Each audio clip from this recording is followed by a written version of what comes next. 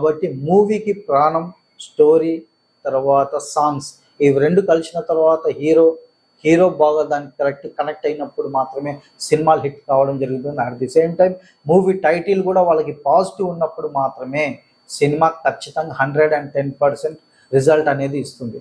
So కాబట్టి ఎవరికైనా గనుక టాలీవుడ్లో కావచ్చు, బాలీవుడ్లో కావచ్చు, ఎవరికైనా కోలీవుడ్లో కావచ్చు, ఒకవేళ movie titles as per numerology ప్రకారం వాళ్ళకి కావాలి అనుకుంటే మాత్రం డెఫినెట్లీ నన్ను అప్రోచ్ అవ్వండి.